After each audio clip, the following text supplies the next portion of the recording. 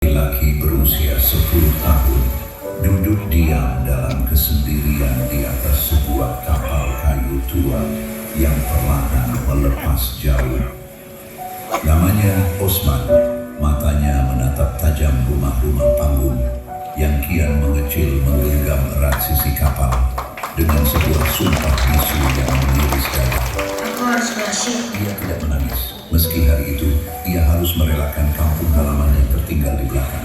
Itulah langkah pertama seorang anak manusia menuju altar takdir yang terjal. Kehidupan pelabuhan menyambutnya bukan dengan pelukan, melainkan dengan riuh kejamnya dunia. Osman kecil menjadi penjajak rokok eceran di antara keringat para kuli panggul pelabuhan. Rokok, rokok. Besok, semuanya! Ia pernah menagih haknya, namun dibayar dengan pukulan tepat menampar wajahnya. Pak, utang yang kemarin belum dibayar. Tubuh kecil itu bangkit dari sebuah usaha yang gagal. Osman menatap para buruh pengangkat karung dan mencoba jalan paling sunyi. Kalau begitu, aku jadi kuli saja. Cepat, bawa ke sana!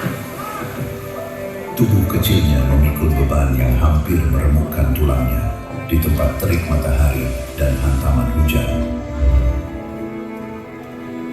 Osman kecil tumbuh menjadi remaja berotot baja. Pengalaman bertahun-tahun sebagai kuli panggul, Osman menjadi seorang mandor.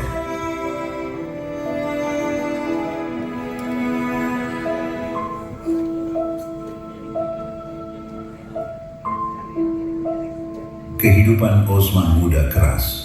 Perkelahian jalanan menjadi bagian dari masa mudanya. Osman pernah menjadi ketua pengurus pusat Kushin Ryu M Karate-do Indonesia. Karate mengubah keberanian menjadi disiplin.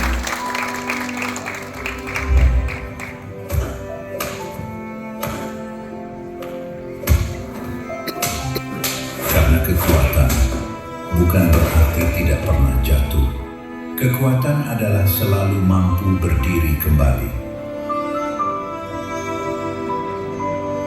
Namun, setiap hari ia memperhatikan sesuatu. Hasil bumi dan berbagai barang dagangan. Semua dimuat ke kapal dan dikirim ke kota lain. Muat itu! Ini saatnya aku berdagang.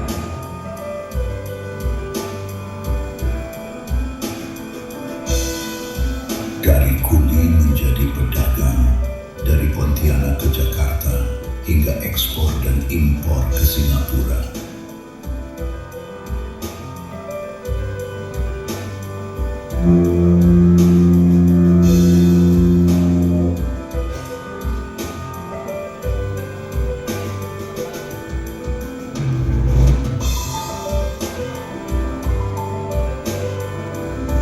Di Sulawesi Selatan, di tengah bising dari mesin go-kart, di area balap Osman berhasil menembus garis finish di urutan pertama. Tetapi itu bukan hanya sebuah akhir dari garis finish.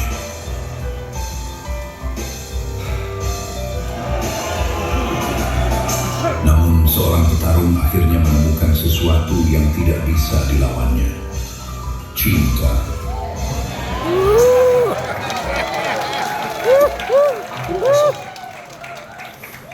Aku yakin.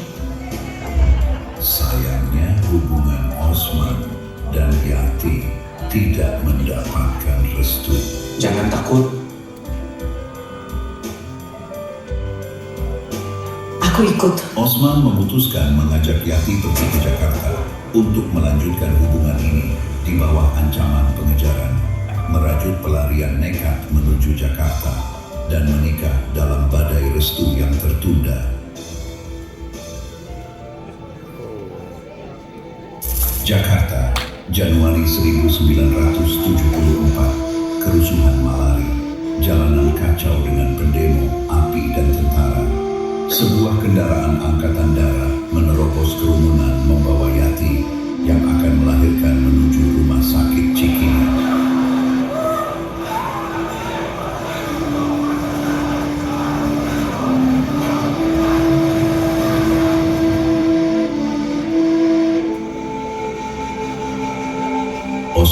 setia menunggu di depan ruang bersalin dengan kecemasan hati, terdengar suara bayi putra pertama mereka yang lahir.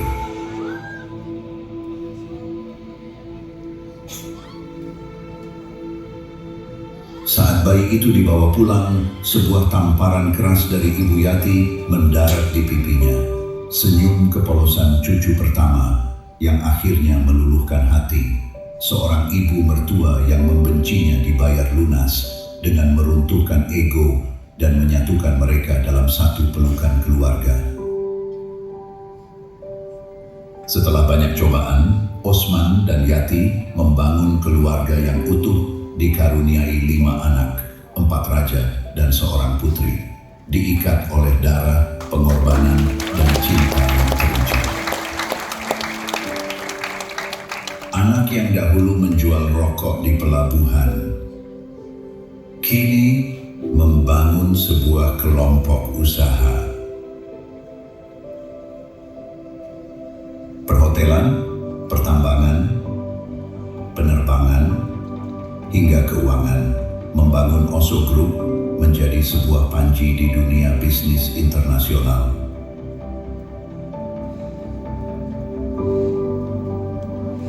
Dunia perdagangan membawa Osman ke dalam dunia konstruksi. Osman pun turut serta membangun Kalimantan Barat, membangun jembatan, melintasi Sungai Kapuas. Kiprahnya mulai melampaui daerah. Namanya semakin dikenal di kalangan pengusaha Indonesia. Ketokohannya sebagai pengusaha dari Kalimantan Barat semakin mengakar. Menghubungkan masa depan kita. Osman memiliki mimpi untuk membangun dan membesarkan tanah kelahirannya. Sukadana menjadi ibu kota Kabupaten Hayong Utara, kini tumbuh menjadi kota kebanggaannya. Sejauh apapun ia pergi, Osman tidak pernah lupa dari mana ia berasal. Ia juga pernah menjadi ketua BPD HIPMI Kalimantan Barat, memperjuangkan kepentingan daerah di tingkat nasional. Rapat politik formal dan parlemen sebagai wakil ketua MPR dan sebagai ketua DPD RI. Perjalanan politiknya berlanjut. Osman mendapat amanah sebagai ketua umum Partai Hanura.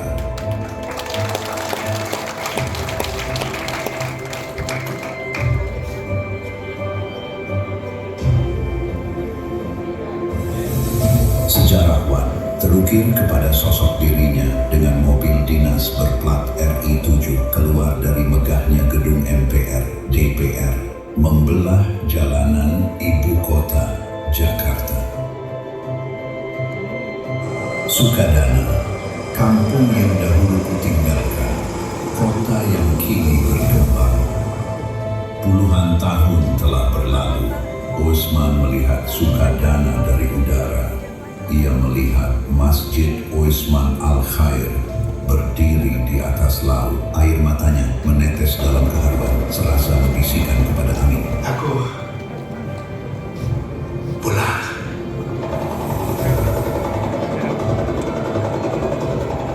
Di sini tidak ada pengawalan, tidak ada podium, tidak ada rapat, tidak ada RI7.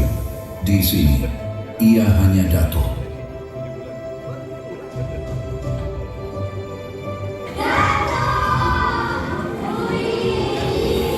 Tangan yang dahulu mengangkat karung di pelabuhan, kini digenggam oleh tangan mungil cucunya, Osman, Sabda Odan, seorang anak yang pergi dengan sebuah janji, seorang dato yang pulang dengan sebuah warisan dari Sukadana untuk daerah, untuk keluarga, dan untuk ini.